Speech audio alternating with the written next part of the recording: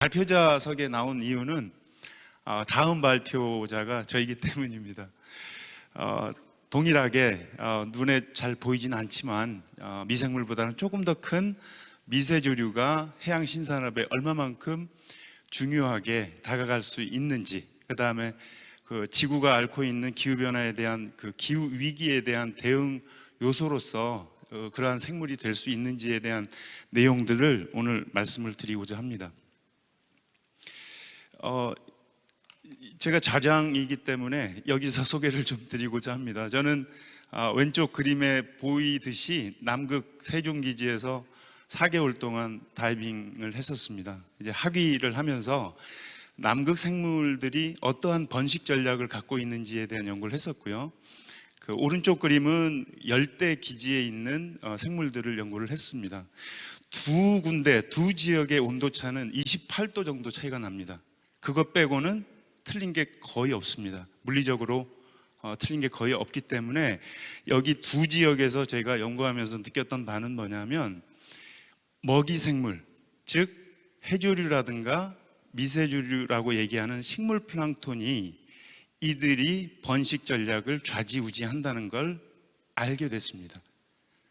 물론 사람들이 아니라 해양 생물들에게 미치는 영향 등에 대해서 연구를 했습니다만, 중요한 것은 이 미세조류들이 눈에 보이지 않는 사이즈입니다.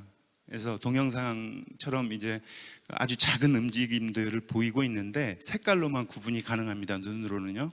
현미경적 크기로 이제 봤을 때 아주 작은 사이즈입니다만 엄청난 양의 CO2를 흡수를 합니다. 자기 몸의 2배 가량 되는 CO2를 흡수를 하게 되는데, 그 흡수된 걸 가지고 왼쪽에 있는 수식처럼 카본, 이산화탄소, 그 다음에 산소, 수소, 질소, 인의 비율로 자기 몸을 만들어 나갑니다. 빠른 종들은 이게 더블링 타임이라고 보통 얘기하는데, 하나가 2개 되는 시간이 하루가 되는 경우가 있고요. 이틀이나 일주일까지 늦어지는 경우도 있습니다만 상당히 중요한 생물 자원이라고 볼 수 있겠습니다. 약 3만 종에서 100만 종 정도가 있다라고 보고가 되고 있는데, 문제는 우리가 이제 육상 식물들, 소나무라든가 뭐 벼 이런 것들에 비해서 10배가량 그 매스는 낮습니다.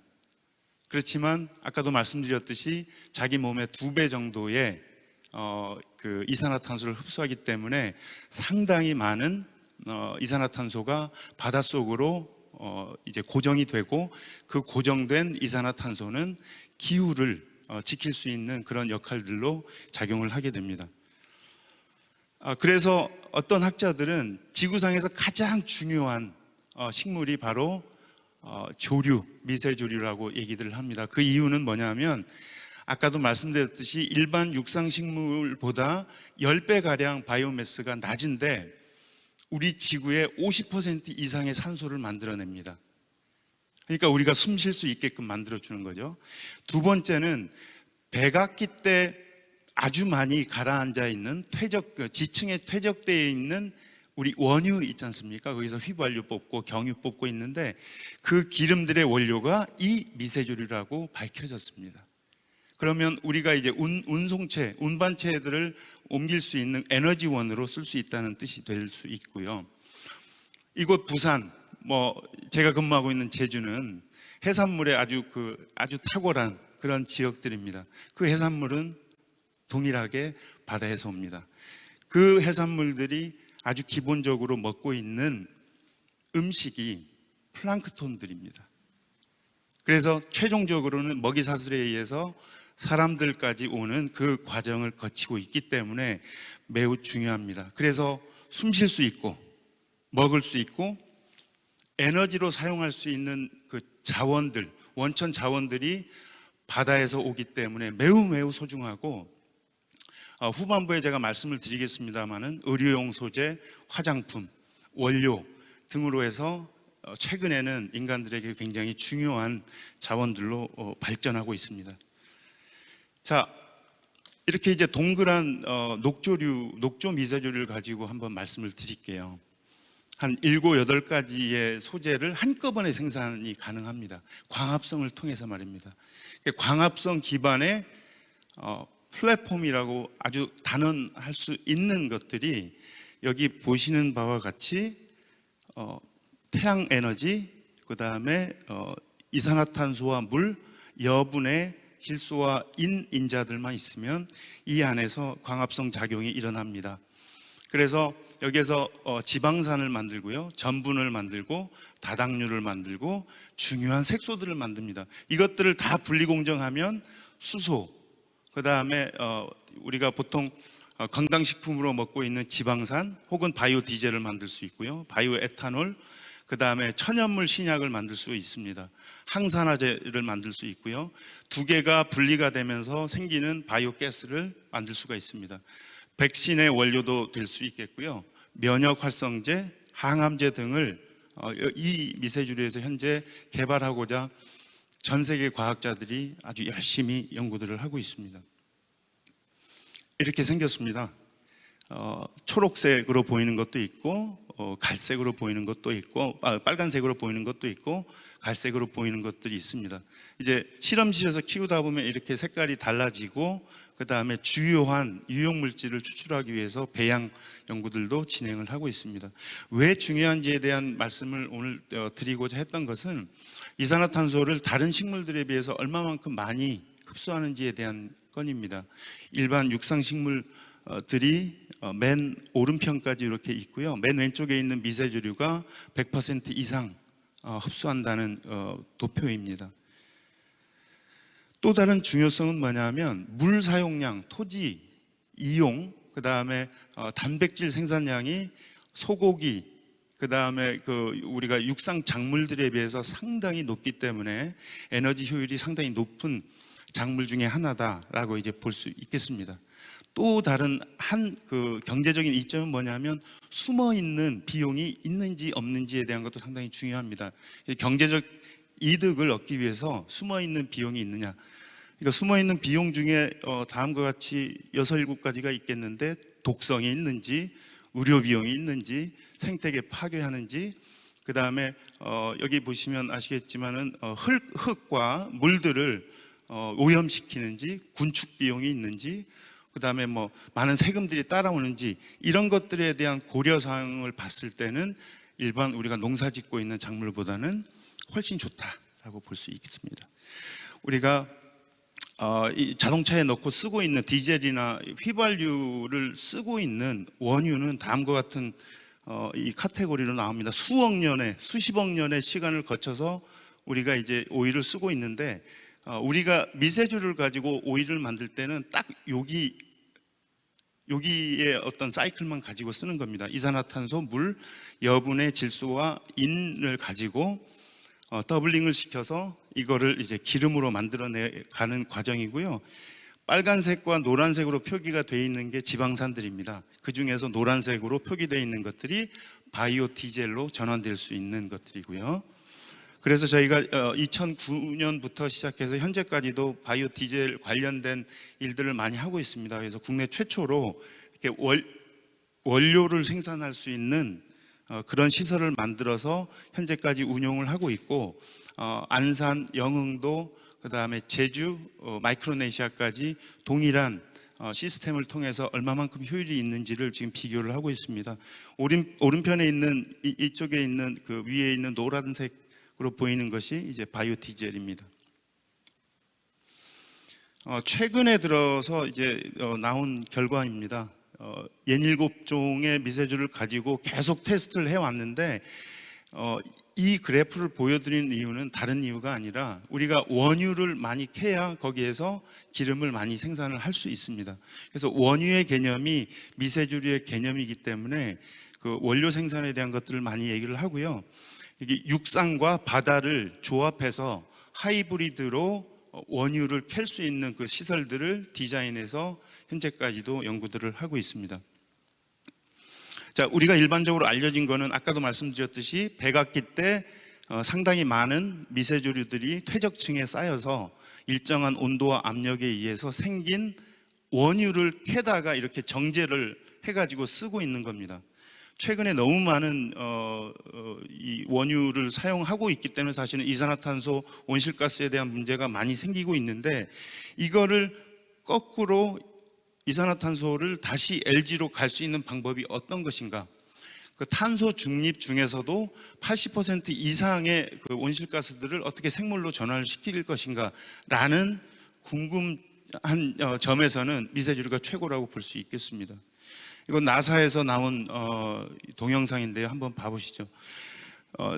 1980년대 후반부터 최근까지의 이산화탄소 농도의 동영상입니다. 한번 쭉 보시죠. 언제부터 아주 진해지는지. 지금 1960년대, 70년대를 지나고 있습니다. 지금 80년대고요. 95년, 2000년, 2010년, 15년 뭐 이렇습니다. 인간 활동, 산업 활동에 의해서 엄청나게 많은 이산화탄소 온실가스들이 지금 생성이 되고 있고요. 그 경향, 대륙별로 그 경향을 한번 보도록 하겠습니다. 지금 저거는 지금 2006년 아프리카에서 불났을 때였던 것 같고요. 그 다음에 북반구에서 엄청나게 많은 이산화탄소가 겨울철에 미국, 유럽, 중국 해서 우리나라 쪽으로 이렇게 몰려오는 게 보입니다. 당연히 지구가 이제 자전을 하니까 저런 모습을 보이곤 있습니다만, 이러한 아주 중요한 이산화탄소의 증가들이 우리 인간한테 최근에 들어서 기후 위기, 기후 재앙이라는 얘기를 한 해에 얘기할 수밖에 없는 그런 상황이 됐습니다. 그런데 아까 라비닌 박사님께서도 말씀을 해주셨는데, 이거는 조금 다른 측면의 자료입니다. 코로나로 인해서 온실가스가 좀 어떻게 보면 좀 저감될 줄 알았는데 2020년 기록으로 봤을 때는 지금 23ppm이 더 올라갔습니다. 400ppm을 이렇게 우리가 유지를 해야 되는 상황에서 지금 415ppm까지 올라갔다는 것은 상당히 큰 지구 공학적인 부담으로 지금 작용하고 있습니다. 이 뭘로 보이십니까? 식물이 숨 쉬는 곳입니다. 이제 포어라고도 얘기하고 기공이라고도 얘기합니다. 이 기공을 통해서 이산화탄소를 받습니다. 육상 식물들은. 근데 문제는 2012년에 육상 식물학자들이 쇼킹한 보고를 했습니다. 그게 뭐냐면, 만약에 육상 식물들이 갖고 있는 그 항상성이 높은 CO2가 생기는 만약에 온실 효과가 들어간다면 어떻게 될 것인가 했는데, 이 기공을 닫아버립니다. 자기는 1만 필요한 거예요. 2까지 필요 없는 겁니다. 현재 상황에서는. 그래서 적응을 해 나가는 그 시간이 필요한데, 적응을 해 나가는 시간이 우리가 버리고 있는 온실가스 양만큼 쫓아오질 못합니다. 자, 그러면 차곡차곡 더 쌓일 수밖에 없는 형편인 것이죠.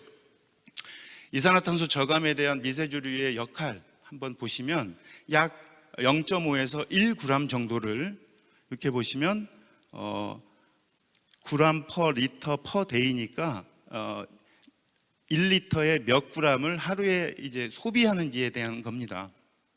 상당히 많은 연구자들이 연구를 했고요. 여기에서 보면 여러분들 잘 아시겠지만, 이제 먹는 크로렐라가 한 1g 정도를 합니다. 1g 정도를 흡수하는데, 이거를 우리가 지구 전체 육지 면적의 7.3%면 65억 톤의 이산화탄소를 저감할 수 있다는 보고가 있습니다. 2050년까지 차곡차곡 우리가 이제 저감을 할 수 있는데, 뒤에서 또 말씀을 드리겠습니다만, 우리나라가 지금 3억 톤 가량을 2030년까지 저감을 해야 되는 국가적인 목표가 있습니다. 그거랑 같이 연결시켜서 말씀을 드릴게요. 이 밑에 있는 게 2억 9천 톤이 2030년까지 국가 온실가스 감축 목표입니다. 2018년 대비했을 때요. 자, 퀴즈를 드립니다. 왼쪽에 있는 면적은 뭘까요?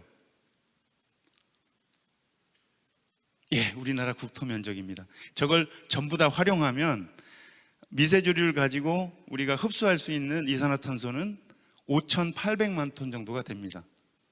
근데 사실은 그거는 이제 이상적인 목표고요. 비교하기 위해서 그냥 말씀을 드립니다. 이거를 우리가 만약에 우리나라를 쓰게 된다면 2억 9천만 톤의 약 20%가량을 저감을 할 수 있습니다. 그래서 저희 연구진은 두 가지 이 트랙으로 지금 목표 달성을 위해서 뛰고 있는데, 첫 번째는 바이오매스를 생산을 많이 할 수 있도록 지자체라든가 기업에 독려를 하고요. 그 다음에 탄소를 저감시킬 수 있는 소재들을 이 미세조류를 가지고 만약에 생산을 하게 되면 사실은 더블링으로 그 이산화탄소 감축할 수 있는 전략이 될 수 있습니다. 그래서 저희가 갖고 있는 기술을 가지고 지금 3건의 연구소 기업을 출발을 시켰고요. 이 연구소 기업들이 시작이 돼서 그 해양 미세조류 산업 생태계에 아주 중요한 요인들로 작용을 할 거라고 봅니다.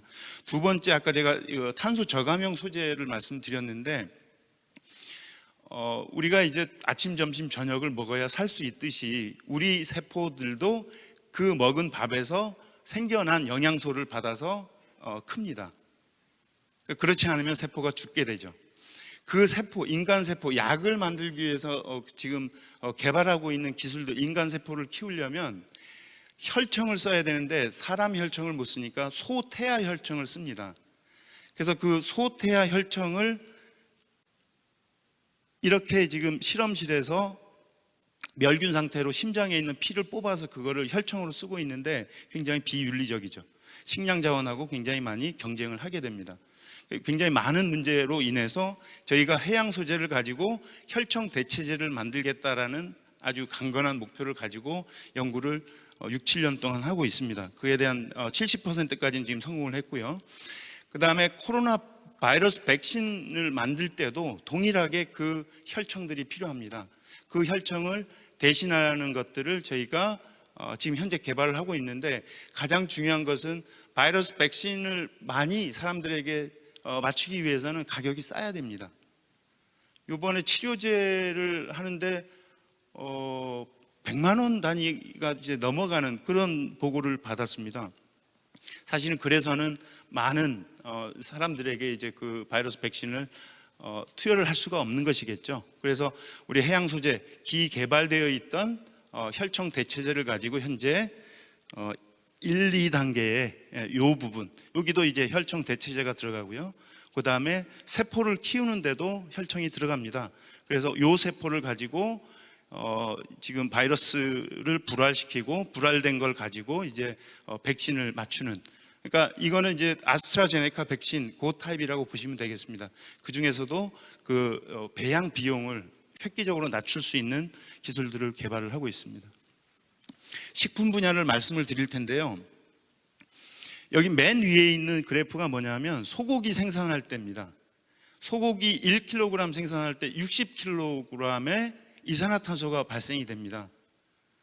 그래서 이제 축산에서 생기는 온실가스 비율이 전체 우리나라, 전 세계 글로벌하게 전 세계에서 발생되는 이산화탄소의 50% 이상이라고 얘기를 합니다. 이런 것들을 어떻게 저감을 할 것인가?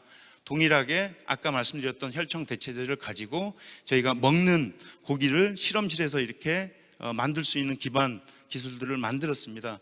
그래서 이 기술은 지금 벤처기업한테 기술 이전을 해드렸고, 그 기업이 앞으로 기술적인 바틀렉이 있을 때마다 저희랑 같이 협력해서 일할 수 있도록 하고, 여기에서 생기는 가장 중요했던, 아까 먹거리도 중요합니다만 온실가스 저감을 얼마만큼 할 수 있을지에 대한 그러한 부가적인 전략도 매우 필요한 상황입니다.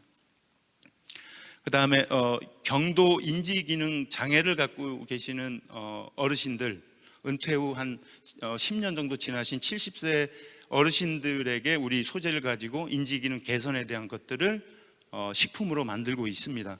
그러니까 이러한 것들이 많이 만들어질수록 우리가 2050년에 치매 관리비가 약 150조 정도가 들어가는데, 그 150조의 경감 요인으로서 이러한 소재들을 사용할 수 있을 것으로 보여집니다. 원료 분야에서 우리나라가 땅덩어리가 좁기 때문에 사실은 아주 다양한 그런 아이디어들을 갖춰야 됩니다. 이거는 독일에서 현재 진행하고 있는 그 지금 미세주류를 키우는 바이오 리액터의 모습인데, 건물이 있고 그 밖에다가 이렇게 칩니다. 그래서 에너지 절감도 가능하고 소재도 생산할 수 있도록 유도를 하고 있습니다. 컨셉 설계인데요. 옥상에 이렇게 바이오 리액터, 미세주류를 키울 수 있는 바이오 리액터 위에다가 이제 풍력기를 같이 달아서 융합형 에너지 생산 단계를 만들고요. CO2를 엄청나게 아마 저감을 할 수 있을 겁니다. 저층에는 스마트팜을 통해서 육상 식물들을 상추라든가 배추 같은 것들을 생산할 수 있도록 하는 디자인도 있습니다.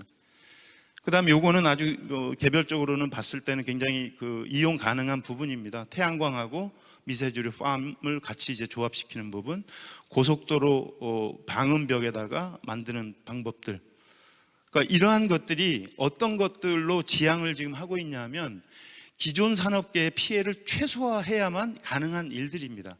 그래서 가능하다는 말씀을 드리고, 두 번째는 아까도 말씀드렸듯이 바이오매스를 많이 생산하면서 이산화탄소 저감하고, 그걸 가지고 소재를 생산할 때 또 탄소 저감형 소재를 만들어야만 우리가 2030년까지 탄소 저감 목표에 도달할 수 있는 그런 중요한 요소 기술로 작용할 수 있습니다. 그래서 두 마리 토끼를, 산업 생태계와 탄소 저감 두 마리 토끼를 같이 잡을 수 있는 생물 소재다라고 볼 수 있습니다.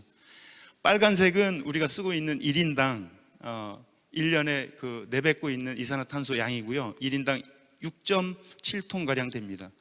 그다음 에너지 분야에서는 3톤 정도 되는데, 이걸 5천만 인구가 같이 줄이면 12억 톤을 한 해에 줄일 수 있습니다. 물론 가능하지 않은 일입니다. 그렇지만 아까 제가 말씀드렸던 산업계에 피해가 없는 탄소 저감형 소재를 가지고 국민들의 생활과 같이 해나간다면 국가가 바라는 그런 탄소 저감의 중요한 계획들을 우리가 달성을 할 수 있을 것이다 라는 말씀을 드리면서 이만 마치도록 하겠습니다. 고맙습니다.